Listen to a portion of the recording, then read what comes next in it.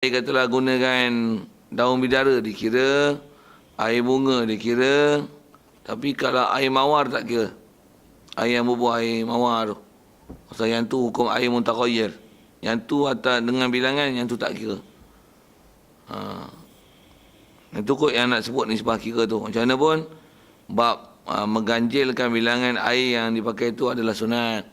Kalau ikut dari segi hukum, memada macam ni. Tambah ada kolah besar, ambil mayat tu, rendam je. Setelah kita Islam meruang apa dan sebagainya, buangkan kotoran yang ada di perut tu. Dan memang kalau ikut isi hukum, disuruh kita tekan kuat lah. Kalau kata mayat ni, disuruh kita angkatkan dia ke tahap pinggang. Selalunya tahanlah belakang ni, dengan lutut dan sebagainya. Betul apa? Tekan perut. Tekan kuat-kuat. Tekan betul sampai habis apa yang keluar. Pasal kita kalau tak buat itu, sehari dia akan masalah ketiga kapan. Apa? Ambil kapan, tarik kuat sikit, beroih pula. Tarik kuat sikit, beroih pula. Satu, disuruh murang. Dan dari sisi hukum, kalau tengok kitab Minhajut Talibin, disebut hukum murang tu dari sisi hukum wajib. Pasal memang tak akan jadi bersih dengan kaedah memandi kepada mayat, melainkan kena ruang. Itu istilah kita dipanggil meruang. Meruang. Wang. Meruang. Selalunya orang mandi mayat paling tak tahan nak ni. Pasal ini yang bau powernya, kalau berak pun kita lari, orang busuk berak. Ni bukan berak, apa isi perut semua keluar. Selalunya yang banyak penyakit, memang selalunya baunya begitu menggoda lah. Satu disunatkan mandi mayat selepas kita mandikan mayat. Sikit disebut, cuma ada beberapa petua. Kalau tambah sebut petua tu, asal bicara tu adalah nak sebut kata mandi nak kira berapa kali tu, asal nak sebut tu dah meruang. Kalau kata ada bau-bau macam ni, memang petua-petua yang disebut oleh orang tua-tua dulu, nak bagi hilang tu hilang bau je, supaya kita tak jadi masalah untuk menyelesaikan mayat tu. Dia tak boleh minyak wangi, tak boleh. Kaedah yang paling baik ialah ambil belacan, bakar sikit, buat dalam kain macam ni, balut dia, untuk buat macam zorok. Memang ubat dia tu belacan je. Minyak wangi kau buah sini, muntah. Kalau mayat yang busuk-busuk tu lah. Itu petua lah. Tak tahu try. Tak tahu pergi tanya orang yang biasa mandikan mayat. Biasanya betul-betul tu ada kat dia. Kita pun dengar orang yang ada pengalaman lah. Kita pun tak pernah mandikan mayat. Ayah meninggal dulu pun orang lain tolong mandikan. Kita tolong-tolong kita. Kita tak mandikan tu pasal kita tak ada sini. Pergi tengok. Dah siap dah semua. Kita jadi imam sembahyang je lah. Tak ada balik. Jauh. Tu pun bawa gila punya. Dia orang nak segerakan ke bumi, ni tak tunggulah kita balik untuk baru nak mandi. Sikitlah isi contoh. Baik. Wa yakunu fi awali ghuslihi sidrun. Dan adalah kata dia disunatkan. Yang ni pun nak sebut sunat. Jadi asal nak sebut tu sekurang-kurang mandi ialah celup tu. Macam mana pun sebelum celup kita meruang dulu. Tu istilah-istilah yang ada lah dalam bahasa kita. Meruang dulu, tu kaedah asal. Air tu kalau mutlak, kalau tambah pula duduk tepi sungai ke, selesai. Air istilahnya rata pada tempat yang kata zahir, selesai mandi. Selesai. Jadi yang kata sunat lah, sunat tu macam mana mandi adab besar, yang kalau kita sendiri pun, yang jadi adab besar, yang wajib ni, rata air, selesai lah. Kalau sunatnya dengan wuduknya, basuh mukanya, kepalanya, mendahulukan yang kanan, semua mendahulukan cuci-cuci najis tempat-tempat sulit apa tu, lagi dengan menghadap kiblat. Jadi ada beberapa benda-benda sunat yang disuruh kita pelihara tu. Jadi mayat pun kalau ikut, cuma mayat ada bab ni lah, air tu, nak kira air berapa. Wa yakunu fi awali ghaslihi sidrun, dan adalah pada awal mandian dia adalah daun bidara. Ayusannu an yasta'inal ghasilu, disunatkan bahawa membantu, memohon, meminta ataupun membantulah, menggunakan bantuan oleh orang yang memandi mayat fil ghaslatil ula pada mandian yang pertama min ghasalatil mayit, daripada semua mandian mayat bisidrin dengan daun bidara au khatmiyin ataupun menggunakan khatmi. Ditulis itu khatmi apa dalam Melayu? Daun raya. Ya, hibiscus. Ya ke? Tengok kamu tu tak simpan kepala khatmi tu. Biasa duk sebut tapi lama tak peduli. Tak duduk dalam lorah kepala terjemah. Search pun tak jumpa. Scan, tak boleh, blur. Tak nampak. Tapi kalau ikut terjemah tu, khatmi hibiscus. Kita daun bidara memang ada sebut. Ada orang daun bidara pun tak kenal, pokok bidara pun tak tahu. Kalau tahu pun tak ada lah pokok. Buah bidara pun payah nak jumpa kan. Selalunya kawasan kampung-kampung ni ada ni. Kampung pun tak semua kampung ada tu kan. Ada kampung, orang kampung tak biasa tengok pokok bidara. Tak percaya tengok saya soal. Siapa yang tak biasa tengok pokok bidara? Oh. Buah bidara pernah makan tak? Siapa tak pernah makan buah bidara? Yang lain semua cara-cara tak apa dia orang tu. Tapi saya tahu sebenarnya tak angkat tangan je. Tunjuk buah tu tak kenal ada. Sikit kalau sebut ni. Buah bidara ni kalau tengok dari segi rupa dia macam buah apple kecil. Itu. Buah apple kecil, apple hijau kecil. Itulah buah bidara. Semua colornya hijau. Cuma hijau je hijau pucat. Hijau pucat, hijau putih. Hijau pucat saya tak hijau putih lah. Bukan hijau pucuk pisang. Tambah pula buah kampungnya sini, buah cemetot besar-besar tu. Kalau yang belah petaninya, dia ada besar juga. Buah dia.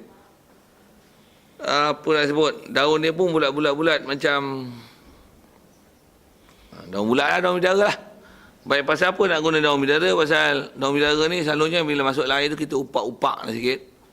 Dan bila dia bercampur dengan air tu, dia akan jadi, bila kena ke kulit mayat dia akan kesat. Bila dia kesat, dia mudah mengeluarkan daki-daki dan kotoran daripada mayat-mayat. Jangan kata badan mayat, badan kita pun kalau katalah lama kita tak proses berpikir tu, badan kita, badan pula peluh-peluh, kalau kita ambil daun bidara ni, tambah pula kita upak-upak, gonyoh badan, air bergulung-gulung daki keluar. Sikit sebutnya tu. Macam mana pun dari sisi hukum adalah sunat. Untuk tak ada daun bidara, carilah apa yang ada. Tu daun bunga raya kot. Mungkin kot, tak tahu. Tapi tengok kamu khitmi tu. Teka-teka hibiscus tu, daun bunga raya tak jadi. Kadang-kadang hibiscus apa, ada pola-pola, nama lain, benda lain. Cukup kot sikit sebut begitu. Tengok kamu elok khitmi.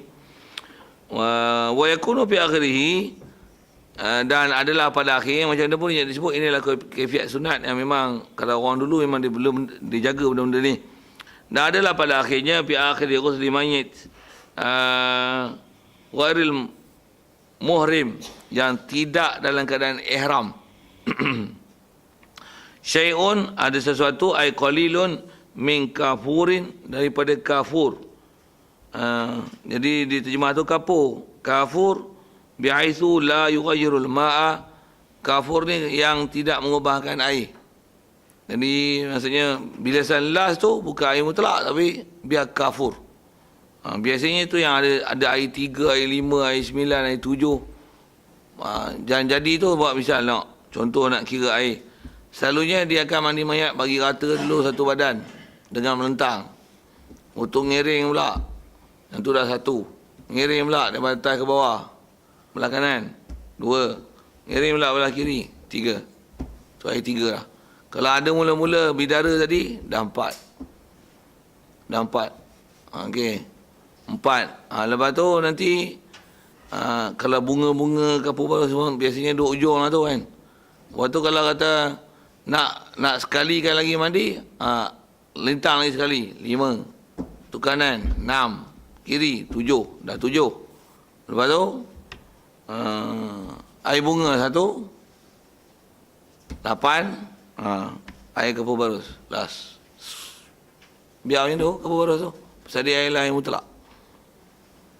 Kalau ikut disebut ni, Syahid, Qalil, disebut Qalil. Memang Qalil lah. Tapi Qalil kita, Qalil kabur baros pun padahal bau dia kuat kan. Tapi dia termasuk dalam benda-benda yang tak mentakayirkan mak kan. Air tak jadi mentakayir dengan sebab campuran dia. Melainkan banyak gilanya sampai orang kata ni kabur baros lah ni. Kabur baros masuk air ni. Bukan air bubuh kabur baros. Tak sampai tahap tu lah. Yang ni pun untuk orang lain daripada orang yang dalam keadaan ihram.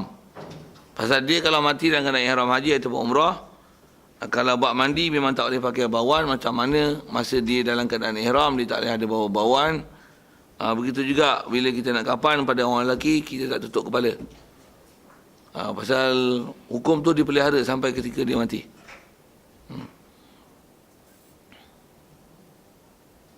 Baik. Wa alam anna aqalla ghuslil mayyit ghuslil mayyit ta'mimu badanihi bil ma. Baik, ketahuilah kamu, kita sebut awal lagi tadi, sekurang-kurang mandikan mayat adalah meratakan badan mayat dengan air maratan wahidah, sekali je. Itu kaedah mudah ni. Kalau tambah pula mayat macam MH17 kan, mati berapa? 200 MH17 apa? 86 orang. Betul? Angka tu 286 289 298. Angka tu nak cerita apa ramai. Tapi main hantu kutip tinggal berapa putung je kan. Katalah mati macam tsunami tu. Ramai you. Sampai itulah, sampai tak larat pergi mandi. Sampai dibiar istilahnya, sampai busuk dulu. Sampai ada yang difatwakan suruh bakar pasal takut ada jangkitan penyakit. Macam mana pun. Jadi kalau yang banyak ramai, atas kata kita nak menguruskan dia tu, kalau kena ada 10 orang pun letih suka mandi. Letih gila je. Macam mana pun, apa keedah dia? Buat yang fardu je lah. Apa gaduh air 9, air 13, air 17, air 19. Air 1 je, siap. Jalan. Siap. Seorang-seorang tu pun take time juga tu. Okey, sikit tu. Macam mana pun dia sebut ni akal. Wa amma akmaluhu, kata dia mazkurun fil mabsutat. Ada pun yang akmalnya disebut dalam mabsutat. Satu habis-habis tidak, 3, 5 ni biasalah. Tapi kalau 9, 11 tu biasanya orang besar-besar kot kan. Air bunga, lagi air apa benda lagi. Macam mana pun dari segi hukum air tu nak faham sikit. Yang selalunya kalau pengalaman saya dengar ada orang cerita bab mandi mayat ni, mereka menghitungkan air mawar tu, air yang campur air mawar tu sebagai air mutlak. Kalau ikut yang tu tak betul sikit. Pekah itu bodoh. Pasal air mawar buah dalam air, dia termasuk dalam air mutaqayyir. Kalau kabur barus tidak, dia tak mentaghayirkan mak. Air tu masih mutlak. Ambil bunga bubuh, daun bidara pun takkan upak-upak daun bidara, air masih air mutlak. Siap. Selesai Pak Andi tu. Baik. Kitab ni kitab kecil, dia sebut dekat tu je lah apa yang wajib kan. Kalau kitab besar dia akan sebutlah siapa yang paling afdal untuk mandi, orang kerabat belah mana, tartib laki perempuan, waktu kalau ada suami, isteri macam mana, siapa lebih afdal lah, panjang lah tu. Tapi kalau macam ni, inilah hukum mandi yang tak dapat tidak yang kita kena tahu. Baik. Wa yukfanul mayyitu zakaran kana unsa balighan aw la fi salasati aswabin bidin. Dikapankan mayat lelaki ataupun perempuan, baligh ataupun tidak, umumnya mayat fi salasati aswabin bidin, pada 3 helai kain putih. Wa takunu kulluha lafaifa.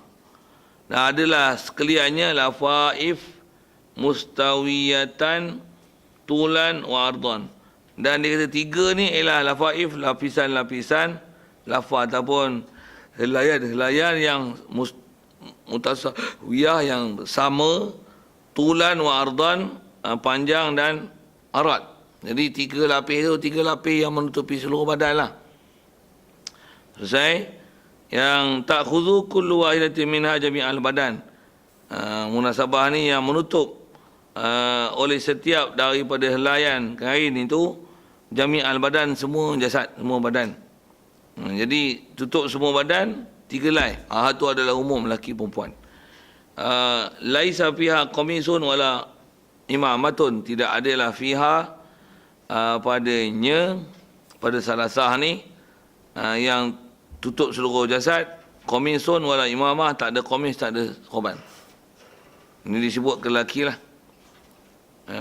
Qamis dan sorban pakai, kadang-kadang kita guna bahasa jubah kan, bukan jubah, dia qamis. Qamis bahasa kita juga disebut dengan gamis, dengan G. Gamis pun bahasa Melayu jarang pakai, selalunya Indon sebut gamis. Indon pakai gamis. Tu pun Indon yang guna istilah tu, yang tak guna tak erti juga. Sikit dengan bahasa-bahasa itu. Tengok pun buku-buku terjemah yang mereka terjemah kitab-kitab karangan ulama dulu, disebut qamis bahasa Arab, dia akan tulis dia pakai gamis. Gamis ni apa? Gamis ni macam baju Melayu dekat ni, tapi labuh. Dia labuh tapi dia tak belah sampai ke bawah. Belah sampai ke bawah tu baru dia panggil jubbah. Jubbatun.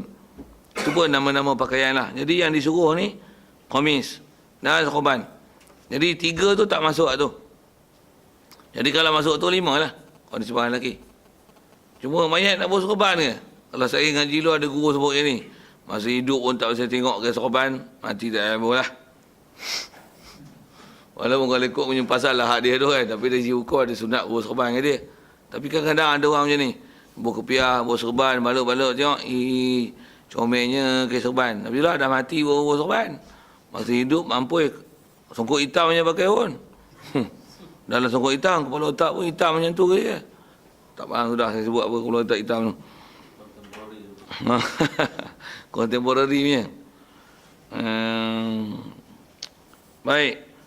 Wa in kufina zakaru, dan sekiranya kata dia dikafankan lelaki fi khamsatin, pada 5. Kalau katalah orang lelaki nak dikafankan dengan 5, fa ya salah satu mazkurah, 3 yang telah disebut tadi, wa qamis wa imamah. Dan qamis pun cari qamis yang putih dia pakai selalu. Qamis dia yang dia pakai. Tak ada pergi buat lain. Memang kalau ikut, kalau duduk belajar tu, tutup guru dia sebut benda tu lah. Nama pula kalau yang si mati tu, dia memang ada gamis tu, dia memang suka sangat pakai. Pakai. Kapankan dia dengan gamis tu. Cuma selalunya, benda tu kadang-kadang, bak mayat ni orang pun tak apa peduli, hukum pun tak apa ambil. Padan dengan tukang mandi, dengan tukang kapan tu saja, dia buat gamis dia lah kan. Potong-potong, ikat. Yang gamis temporary, bukan contemporary. Gamis yang temporary. Yang ikat je. Okey, siap. Tak faham tu, tanya lain lah. Saya bukan bagi kursus mandi mayat. Saya baca buat hukum mayat. Macam mana kursus tu? Ada yang dah biasa kot. Macam mana pun, kalau tanya betul, jawab je lah. Kan tak kita tanya. Baik. Awil mar'atu wa in kufinal mar'atu, ataupun wa in kufinatil mar'atu fi khamsatin. Kalau perempuan 5 macam ni, fa hiya izarun, kain sepinggang, pinggang ke bawah 1, khimar tudung, qamis 3, walafafatani, dan 2 helai kain yang menutupkan seluruh jamik jasad. Tu 5 pada perempuan. Jadi perempuan tu 5 ialah kain, itu jubah, lepas tu tudung 3, lepas tu 2 helai tutup semua.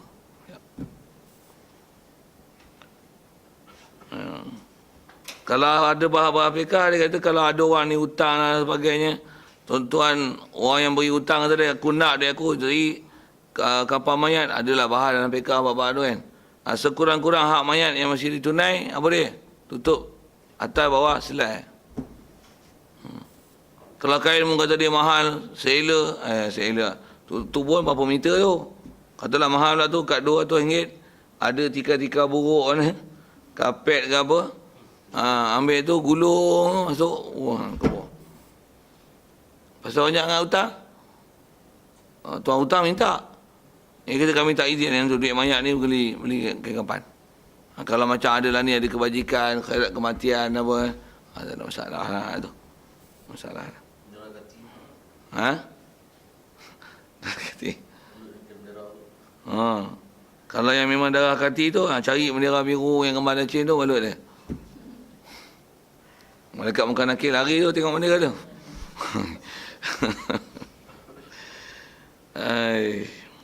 Yang bendera hijau pun, balut bendera hijau. Tu pun kadang pening kat tu. Tak mengaji kalau dia jadi pening. Biru cair pun kadang pening juga. Tu yang kena mengaji. Dia sebenarnya bukan masalah parti, masalahnya individu.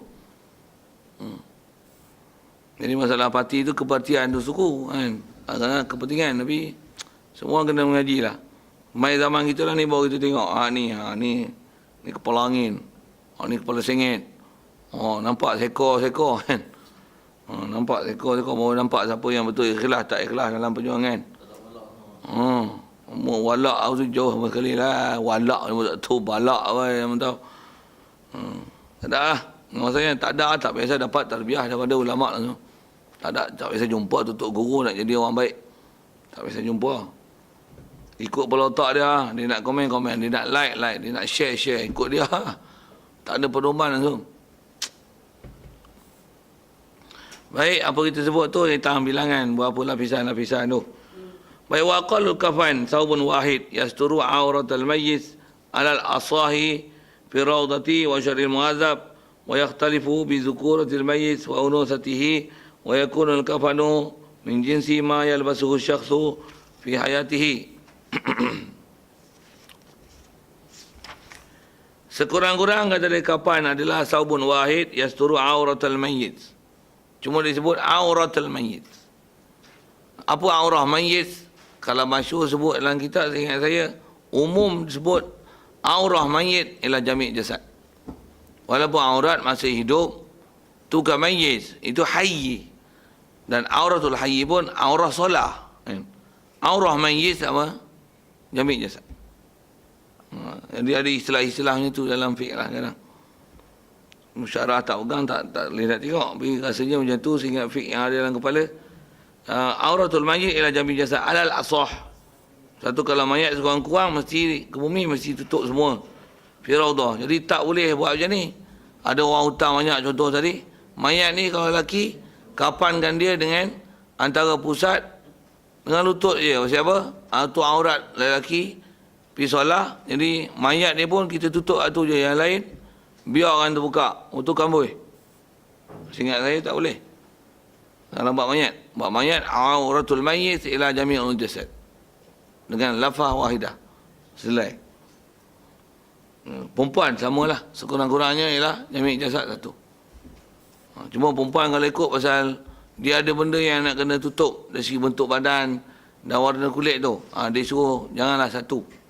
Dengar tu. Saya ngaji tu, tutup guru sebut tu pun kita ambil pengajaran besar lah. Tahu mana? Tera mayat yang dah mati pun weh. Nak ke bumi dengan dia weh. Bukan ada siapa nak tengok dia weh. Badan dia tak boleh pakai nipis-nipis dan kena tutup. Dan kalau boleh jangan selai je. Muat tu. Dan kalau pakai hari 3 tu. Kain, jubah, tudung, 2 lagi cover. Seluruh badan. Nak juga mana boleh pakai nipis-nipis. Boleh. Pakai nipis-nipis panah lastik je bagi. Panah lastik. Tak faham sudah. Benda panah lastik tu. Ini maksudnya nak kata benda tu salah. Benda tu salah. Ni nipis-nipis tambah musim kahwin. Allah, semua nipis-nipis. Pening. Tak pergi ikut kenduri kahwin. Pening. Bukan pening kenduri kahwin. Pening tengok pengantin tu. Pening. Nak jadi pengantin sekali lagi bukan senang.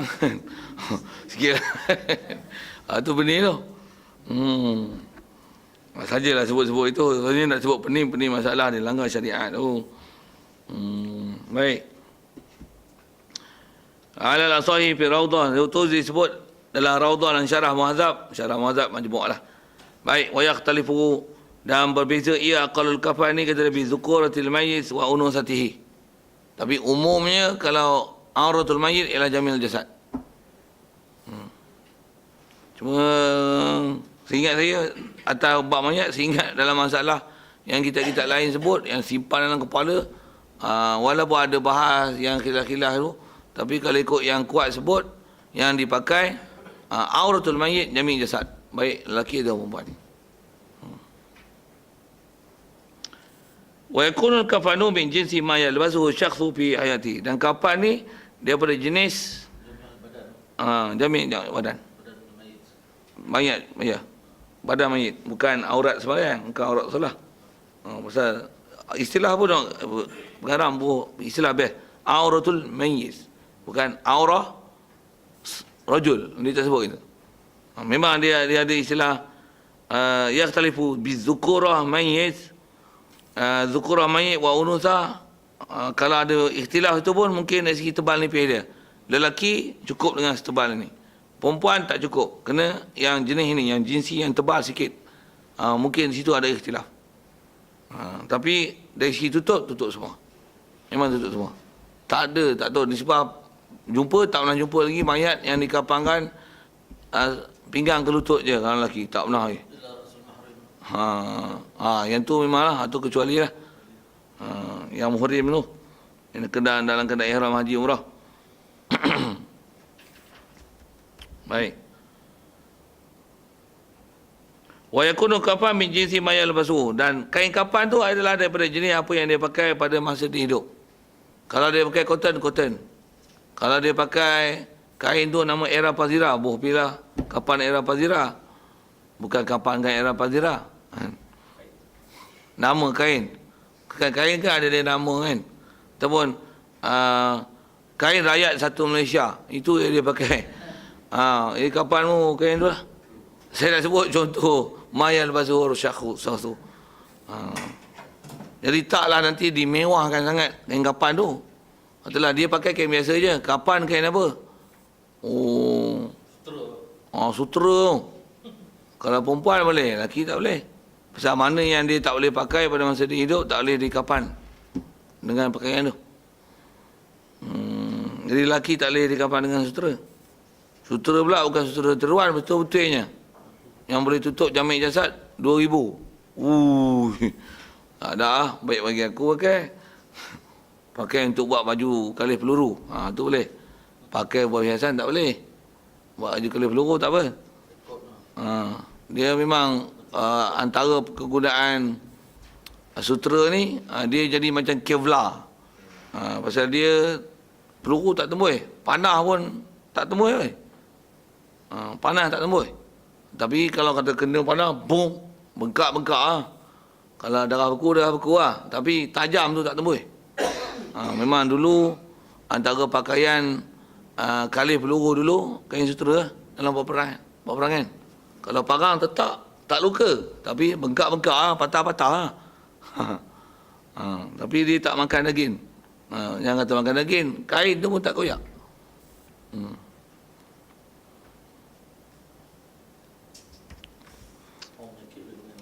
Dan antaranya yang boleh pakai penyakit kudi banyak sangat ke, ataupun kena terbakar ke satu badan, dia tak boleh pakai lain, gatal, ngilu, baru boleh pakai sutera.